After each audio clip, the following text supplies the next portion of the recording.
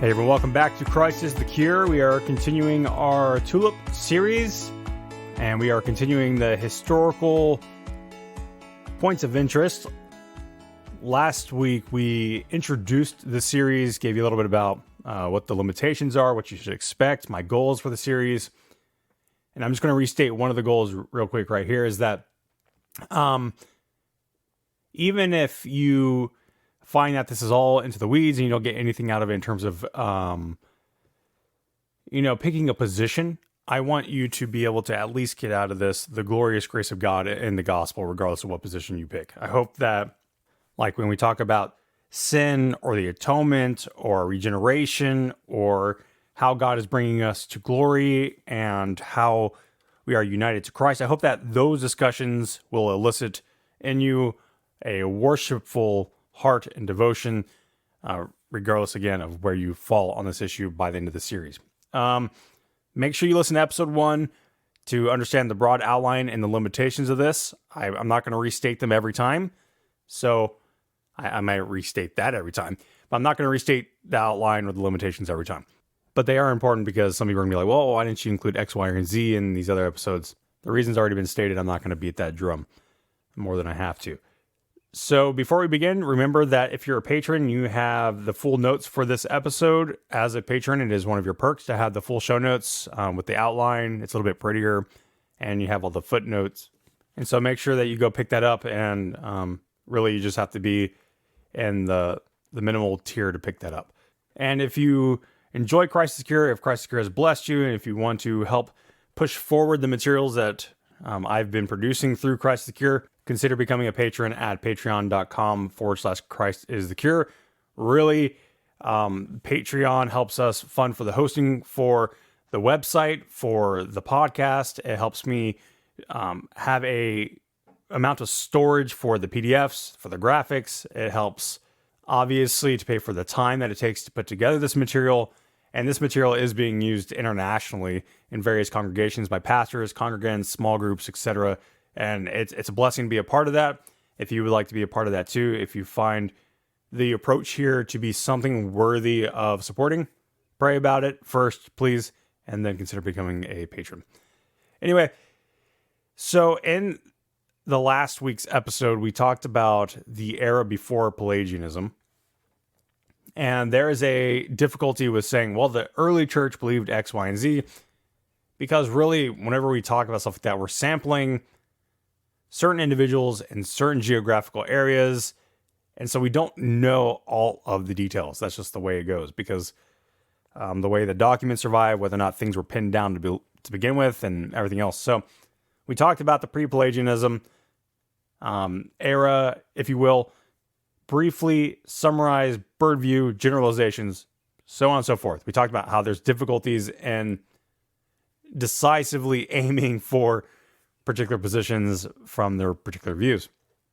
Some would say that they held to semi-Pelagianism. Some would say that they were straight up Pelagians. I don't believe that there's enough information to really know, to be honest. There is big emphasis on the human will in terms of responsibility and morality, but how they understood human will in relation to both divine sovereignty, it probably was a little bit more libertarian free will. And on the flip side of that, we don't really know how they viewed corruption of man in the fall of Adam in light of divine grace, which one comes first and what is necessary for man to be able to make a movement towards God, and so on and so forth. So there's limitations there. So today we're talking about Pelagianism, and I'm sure we'll get past that and talk about a detour on Monergism and Synergism. That said, each episode of the series is going to be roughly 25 to 30 minutes. We are going to stop when it comes to logical breaks, and so it could go over that if I'm still talking on a particular section, but I want to keep it within that time frame because it makes it easier on folk. So let's talk about Pelagianism. So whenever we talk about the soteriological controversies, remembering that soteriology is, again, those doctrines dealing with salvation. The first real soteriological controversy, I would say, is around Pelagius. And there's controversy within the controversy. But first, Pelagius was a British monk who would be at odds against Augustine in the 5th century. And remember, the 5th century is 401 to 500 AD, obviously. Now, current scholarship is debating how much of the arguments and polemics, right, against Pelagius were correct in their assessments of his actual teachings. There's been significant evidence that Pelagius suffered much due to straw men and misrepresentations over and against what he actually taught. And the traditional understanding, however, would just say that, well, Pelagius taught what he was charged with. So we're going to actually follow that traditional articulation while keeping in mind that Pelagius himself may have not taught these doctrines. But regardless, the doctrines, regardless of whether or not Pelagius actually held to them, were condemned by Christians regardless. So while Pelagius may be vindicated, kind of like Nestorius, his doctrines were not, or the doctrines he was charged with were not. So Nestorianism is still heresy. Pelagianism is still heresy. They're still wrong, even if that's not really what they taught. It's a shame that happened in history. It just goes to show that things don't really change, because if you look at gracious Christian Twitter, I'll tell you what, some things never change. There's nothing new under the sun, right? So, according to the traditional articulation, Pelagius taught that there was no change in the nature of man from the fall of Adam. Okay? Pelagius, contrary to Augustine, denied that man inherited any corruption or guilt from Adam's sin in the garden. Now, the concept of passed on guilt and corruption is typically denoted as original sin. To put it another way, typically original sin is conceived as the notion that all humans are born with a corrupt nature and the guilt of Adam's transgressions in the garden because of his disobedience at the fall, right? So we're talking Genesis 3. What occurs in Genesis 3 and the result of Adam's first sin.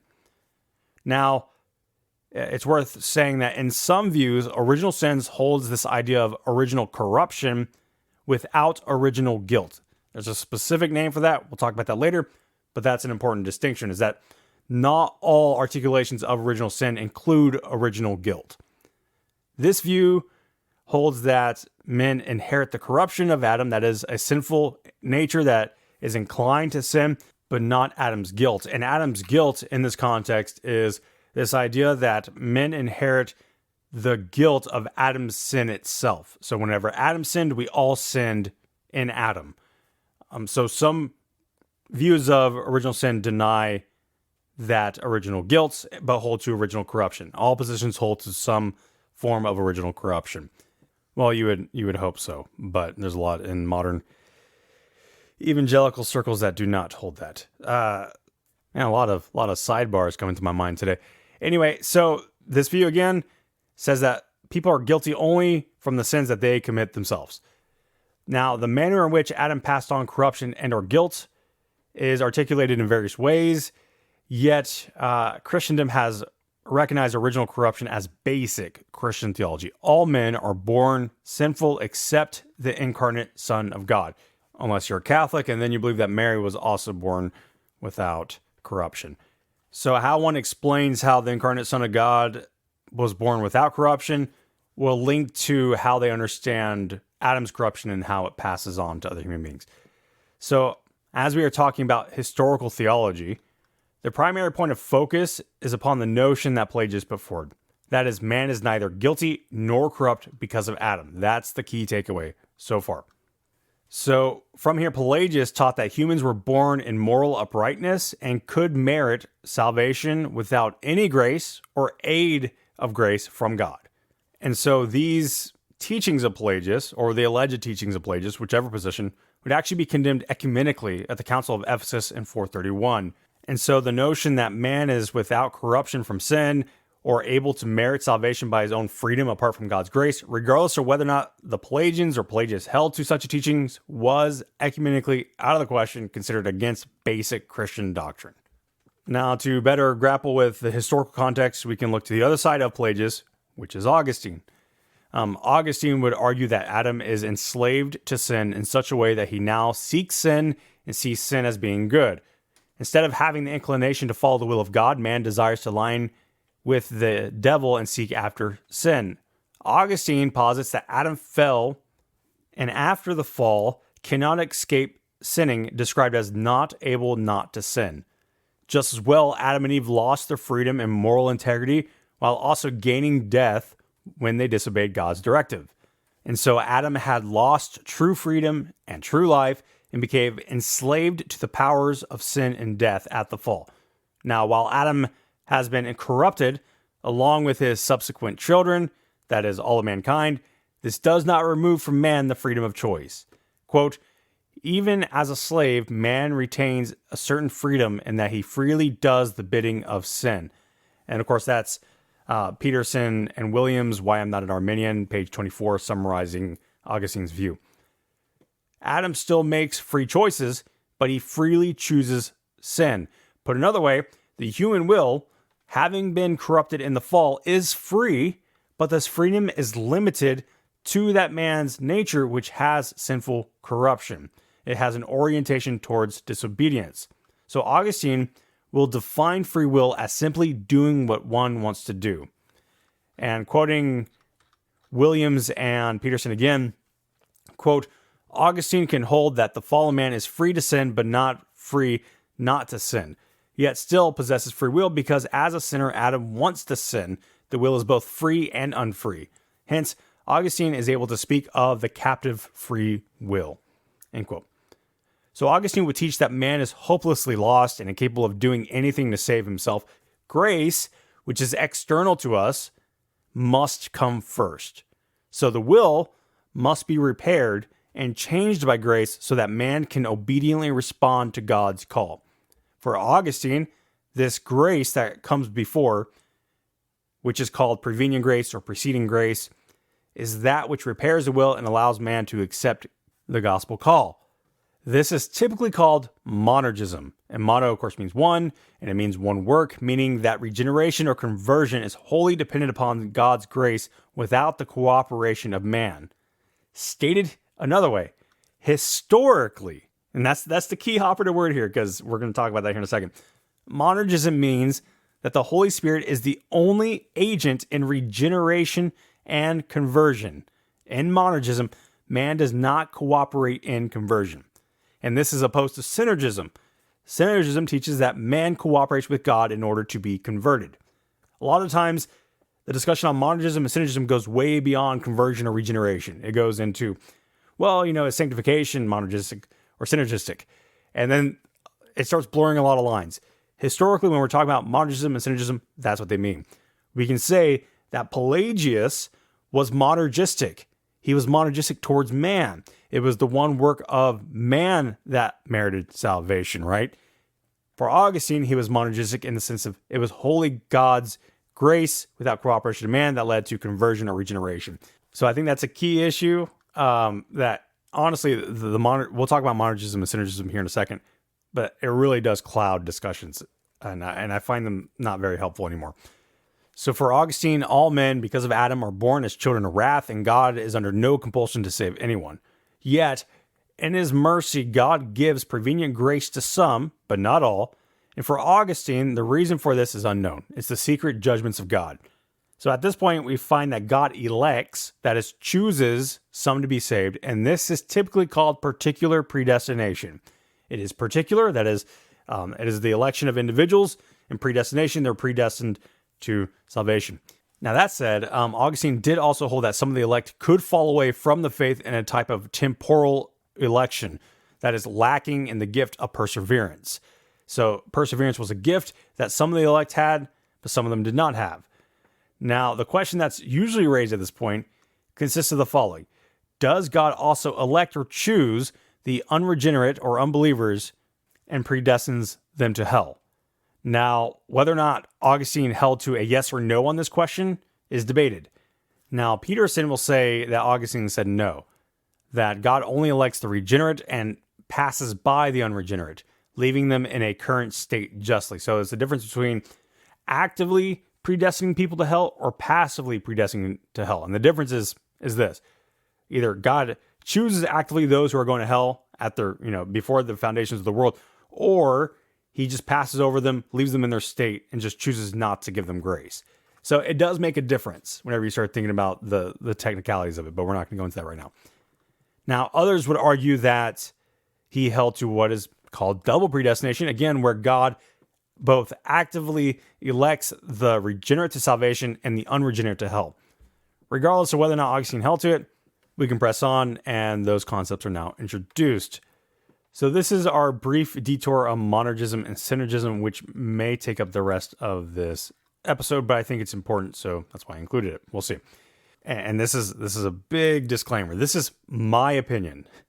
After my research, it has become my opinion that Monergism and Synergism are ultimately unhelpful terms to utilize on the subject of soteriology.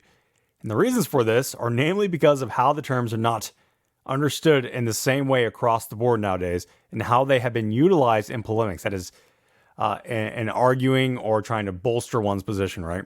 So let me give you the reasons why I don't think they are helpful terms anymore unless you have these really, these are defined, we agree on the definitions, now let's talk. So, for example, it is often asserted that synergism is a type of cooperation between two equals, the two equals being man and God. Now, that would necessitate that synergism falls into Pelagianism or semi-Pelagianism. Yet, in most openly synergistic systems, and I have to say stuff like that, like most, because you never know. There's so many different things out there nowadays. But in most openly synergistic systems, this is denied. And instead, it is said that the synergism or cooperation is merely man's free response to God's grace. Essentially, it is an active acceptance of God's grace rather than rejecting God's grace. So it's not two equals. Man has no power to do it all on his own, but it is man responding to the power of God. And so that two equals mentality needs to kind of go out the window. Now, there are, again, because there's so many different views out there nowadays, there are these views that are more similar to Pelagianism or semi-Pelagianism. We'll get to that in a little bit. So, if synergism is taken to mean something like man wills enough and then is regenerated, this is incorrect. And it indeed falls into semi-Pelagianism, which we will get to. I've been using that term quite a bit. We're going to explain it. And that's one of the ones that really gets important for discussions. So the bottom line here is that synergism typically, or within sound doctrine, does not call for two equal powers working for man's conversion or salvation. Now, there's still difficulty though, because we can end up in a conundrum if we utilize the terms monergism and synergism, if we take two systems that speak similarly and compare them. Now, please hear me before I say this. I have spoken to both of these groups, and I'm not saying that they're one way or another. I'm not saying that X is Y or that, Z is Y. I am just saying that because of how similarly they speak, it makes these categories strained, I guess, and can affect how they're viewed, right? So the two systems I'm going to be using for my example are Lutheranism and Classical Arminianism, which I'm going to say right out the gate, there are sound Lutherans, conservative Lutherans, and there are sound Classical Arminians, and they're muddied in the pit of all the modern progressive stuff that has kind of become prevalent. Everyone's fighting those issues today, it seems like. But that's just to say that those are what I have in mind. We're talking historic conservative Lutheranism and classical historic conservative Arminianism. So anyway, let's talk about how they view monergism and synergism. Lutheranism avoids synergism by stating that man passively receives God's grace. And this is contrary to actively accepting God's grace. There's nothing man does, he just passively receives God's grace at conversion. But in Lutheranism, man can actively reject God's grace. Therefore, they would claim to be monergistic, because to be saved, it's still all the active work of God and the passive work of man towards salvation, but the active work of man in the rejection of God's grace. So repeating it again, for Lutheranism, because man passively receives God's grace, he does nothing to cooperate with grace for conversion. There is no active cooperation leading to salvation or conversion. The problem is, aside from, honestly, if I give my opinion, the problem of baptismal regeneration and the choice to move towards the baptismal fount as an adult, The problem is that classical Arminianism makes similar claims, yet are considered typically synergistic. So, looking briefly, which may be a bit premature, at classical or reformed Arminianism, which we will flesh out later on. So if those terms are kind of like, what, reformed Arminian? We'll talk about that later. Matthew Pinson, in his 40 Questions about Arminianism, states at length, quote, "One main concern that Calvinists have with Arminianism is that it constitutes synergism, which means working together. Thus, they say, rather than regeneration being monergistic, a work of God alone, Arminian theology makes it synergistic. Somehow, they say, Arminians believe that people are working together or cooperating with God to bring about their salvation. Many Arminians, while they would disagree with the above characterization, still use the term synergism, but Reformed Arminians, such as Thomas Helwys, Thomas Grantham, and Arminius himself, would not have wanted to be called synergists." Now, Penson, quoting Carl Bangs, points out that, quote, "Although Arminius speaks of cooperation, it is not co-earning, as has been pointed out. The cooperation is the result of renewal, not a means towards it," end quote. Penson continues to point out that if we are to say that synergism cannot be attributed to Melanchthon's passive reception of merit, that is, Melanchthon was a Lutheran who was closely tied to Luther, then Arminianism cannot be considered synergistic either, as they find agreement there. One disclaimer for my Lutheran brothers and sisters is that Melanchthon's relationship to Luther is debated by whether or not he was faithful to the original articulations of Luther and so on and so forth. And so that's something to be aware of and to think about before engaging with a Lutheran or talking with them. Anyway, he states, quote, "Arminians who avoid the label are much like the Lutheran theologians. Despite the fact that many modern scholars neatly divide Lutherans into monergistic and synergistic camps, no good Lutheran ever wanted to be known as a synergist." And, quote, "Early modern Lutherans and their descendants strongly demurred from the label synergist that their opponents placed on them. They believed that divine grace could be resisted even after conversion and that one can fall from grace, yet they strenuously contended that they were not synergists," end quote.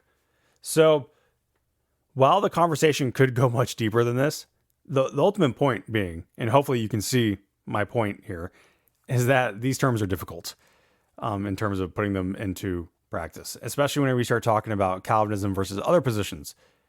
And so that being said, these terms won't be utilized very much. If I do, it'll be out of habit, and I'm going to try to avoid them. It's kind of hard to avoid them, to be honest. But regardless, what needs to be understood, and this is crucial, is that semi-Pelagianism is synergistic. Semi-Pelagianism is synergistic, but not all synergistic systems are semi-Pelagianism. This is crucial, and it's going to be a major point in terms of knocking down straw men that people in my camp put forward. So in this series, I'm going to classify groups based off of these categories: Pelagian, semi-Pelagian, resistible grace, and irresistible grace. I find that categorization so much easier, or it at least makes the lines a little bit more clear, because again, even like whenever you're talking Calvinists versus non-Calvinists and how Calvinists speak about, well, we're actually the monergists because we believe that God actively does everything alone and that man can't even lose salvation, right? Because man will persevere because it's God's will, etc. And then that kind of means, well, my monergism is actually monergism, yours is not. And that just becomes unhelpful. And so that's a thing. So that's going to wrap up this episode. I don't want to start the next section because we're already at the 25-minute mark, roughly. In our next section, we are going to be talking semi-Pelagianism and Reformation history. So we're talking semi-Pelagianism, Reformation history, Luther in brief, because remember, he's not our focus. We're going to talk about Calvin and Arminius, which really is less about Calvin and more about his successor, Theodore Beza. And then we will wrap up our historical points of interest. So 3 episodes, that's not bad. After the 3 episodes, we will have our glossary, just summarizing these terms, I think, which will be a short episode. And then I will probably post the same week the next episode beginning with total depravity, which will begin with original sin. So I hope that this is so far helpful or interesting. I know that the historical section is hit or miss with some folk, but that's it for today. I hope you guys have a wonderful, wonderful weekend.